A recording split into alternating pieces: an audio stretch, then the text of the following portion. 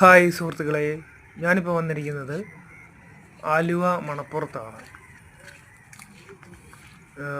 മാസങ്ങൾ തോറും ശക്തമായ മഴ പെയ്തതിൻ്റെ അടിസ്ഥാനത്തിൽ ആലുവ മണപ്പുറം ഇപ്പോൾ വെള്ളത്തിൻ്റെ അടിയിൽപ്പെട്ടിരിക്കുകയാണ്. ആലുവ ശിവരാത്രിക്ക് ഞാനിവിടെ വന്നപ്പോൾ വീഡിയോ ഒക്കെ ചിത്രീകരിച്ച് പോയതാണ്.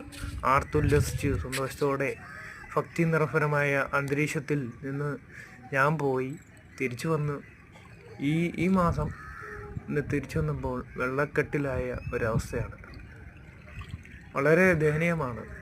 അതായത് കുത്തൊലിച്ചു കൊണ്ടുവരുന്ന നീരൊഴുക്ക് വളരെ ഭയാനകമായിട്ടുള്ള ഒരവസ്ഥയാണ് ഇവിടെ കാണാൻ സാധിക്കുന്നത്. ഈ വെള്ളക്കെട്ടിനെ ദർശിക്കുവാൻ അനേകം ഭക്തജനങ്ങളും കുട്ടികളും എല്ലാവരും വരുന്നുണ്ട്. ഒരുപക്ഷെ അവർ ജാഗ്രത പാലിക്കുക, സ്റ്റെപ്പിൽ നിന്നിറങ്ങിയോ വഴുതി വീഴുകയോ ചെയ്യാതിരിക്കുക. ചെയ്താൽ ഭയങ്കരമായ ശക്തമായ നീരൊഴുക്കാണ്. നീരൊഴുക്കിൽപ്പെട്ട് നമ്മുടെ ജീവൻ തന്നെ ഇല്ലാതാകുന്ന ഒരവസ്ഥയിലേക്ക് പോവാണ്.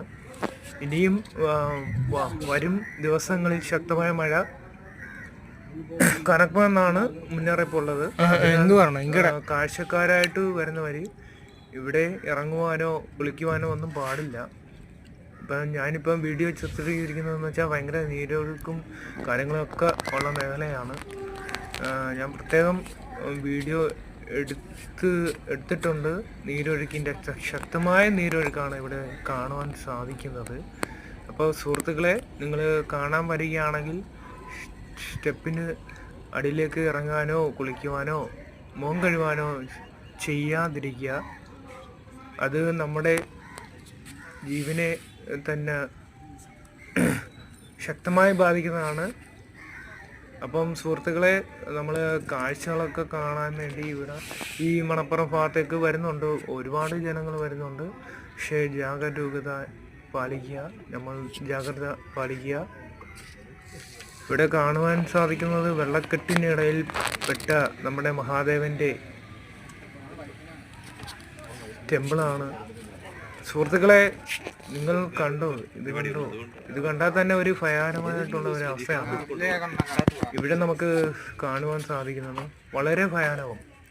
ഇനിയുള്ള മഴ എങ്ങനെ താങ്ങുമെന്ന് അറിയില്ല.